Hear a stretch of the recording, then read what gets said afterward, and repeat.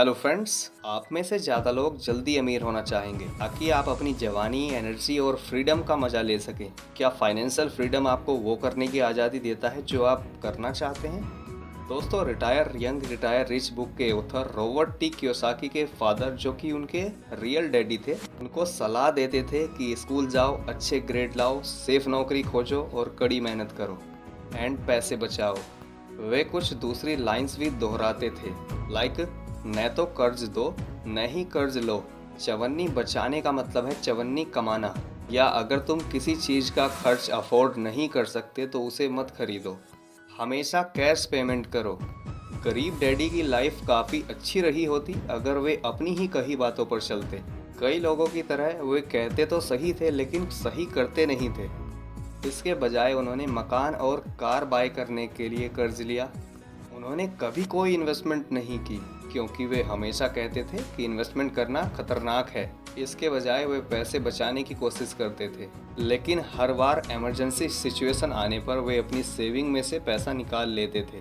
वे उन चीज़ों के लिए उधार लेते थे जो उन्हें और ज़्यादा गरीब बनाती थी, और उन चीज़ों के लिए उधार लेने से मना कर देते थे जो उन्हें अमीर बना सकती थी। इन सब बातों से उनकी ज़िंदगी में बहुत फ़र्क पड़ा। ज़िंदगी भर इसी तरह सोचने और पैसे का मैनेजमेंट करने के कारण वे 65 साल की एज में भी रिटायर नहीं हो पाए, क्योंकि उनकी फाइनेंशियल कंडीशन अच्छी नहीं थी एंड उनकी ऐसी सोच की वजह से उनको तब तक काम करना पड़ा जब तक कि वे कैंसर के कारण इतने बीमार नहीं हो गए कि काम न कर पाए। उन्होंने जिंदगी भर कड़ी मेहनत की और लाइफ के आखिरी महीने में कैंसर वॉर में वे जिंदगी के लिए जूझते रहे। वे एक अच्छे मेहनती इंसान थे। उन्होंने अपनी पूरी जिंदगी कड़ी मेहनत करने, कर्ज से बचने और पैसे बचाने की कोशिश में गुजार दी, और उन्होंने पैसे के बारे में लोगों को भी यही सबक सिखाने की कोशिश की थी। दोस्तों, दुनिया में लोग मोस्टली इसी तरह के होते हैं। वहीं ऑथर के अमीर डैडी उनके सबसे अच्छे दोस्त के फादर थे। उन्होंने ऑथर को अलग एडवाइस दी और पैसों के बारे में अलग तरीके से सोचने का तरीका सिखाया।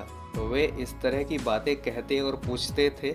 नंबर 1 मिलियन डॉलर बचाने में आपको कितना टाइम लगेगा? फिर वे पूछते थे $1 मिलियन आपको उधार लेने में कितना टाइम लगेगा? नंबर 2, लॉन्ग टर्म में कौन ज़्यादा अमीर बनेगा, वो इंसान जो ज़िंदगी भर $1 मिलियन बचाने की कोशिश करता है, या वो जो 0% इंटरेस्ट पर $1 मिलियन कर्ज पर लेता है और इसे 25% प्रॉफिट पर इन्वेस्ट करने का तरीका जानता है? नंबर 3, बैंक किसे पैसे उधार देगा? उसे जो पैसे के लिए कड़ी मेहनत करता है, या उसे जो जानता है कि पैसा कैसे उधार लेना है और जो पैसे से अपने लिए सेफ और इंटेलिजेंट तरीके से काम करवा सकता है?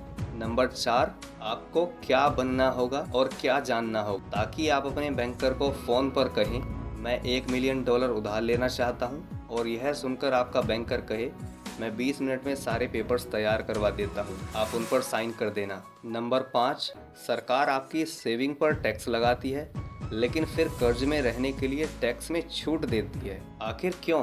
Number 6, financial point of view से ज़्यादा स्मार्ट और एजुकेटेड किसे होना चाहिए? जिसके पास $1 मिलियन की सेविंग है या जिस पर $1 मिलियन का कर्ज है? Number 7, financial point of view से ज़्यादा स्मार्ट कौन है? वो व्यक्ति जो पैसे के लिए कड़ी मेहनत करता है या वो व्यक्ति जो पैसे से अपने लिए कड़ी मेहनत करवाता है? नंबर 8, अगर आपके पास अपनी एजुकेशन चुनने का ऑप्शन हो तो क्या आप यह सीखने के लिए स्कूल जाएंगे कि पैसे के लिए कड़ी मेहनत कैसे की जाए, या फिर आप स्कूल में यह सीखना चाहेंगे कि पैसे से अपने लिए कड़ी मेहनत कैसे कराई जाए? नंबर 9, ऐसा क्यों है कि बैंकर रियल एस्टेट में दाव लगाने के लिए आपको खुशी खुशी पैसे उधार दे देते हैं लेकिन शेयर बाजार में रिस्क लेने के लिए उधार देने में झिझकते हैं? नंबर 10, वो लोग सबसे कड़ी मेहनत करते हैं और सबसे ज्यादा सेविंग करते हैं, वे उन लोगों से ज्यादा टैक्स क्यों देते हैं जो कम काम करते हैं और ज्यादा उधार लेते हैं? दोस्तों, यहाँ पर एक वार्निंग है, ये वीडियो उधार लेकर कर्ज में डूबने के लिए नहीं है। हालांकि ऑथर का मानना है कि कर्ज के जरिए आप जल्दी अमीर हो सकते हैं, लेकिन अगर आपको इसके बारे में सही जानकारी नहीं है तो आप एक सेफ रास्ता चुन सकते हैं।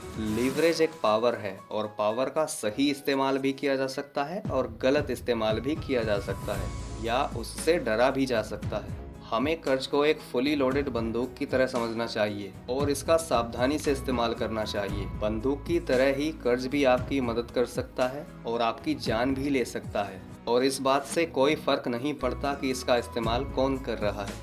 जिस तरह आप हर टाइप की बंदूक को भी खतरनाक मानते हैं, उसी तरह आपको हर टाइप के कर्ज को भी खतरनाक मानना चाहिए। थैंक यू दोस्तों, होप ये वीडियो आपको अच्छा लगा होगा। अगला वीडियो हम किस टॉपिक पर बनाएं, कमेंट बॉक्स में कमेंट करके ज़रूर बताना। और अगर वीडियो अच्छा लगा हो तो लाइक शेयर सब्सक्राइब ज़रूर करना दोस्तों। Keep reading, keep trading, keep investing. Thanks for watching.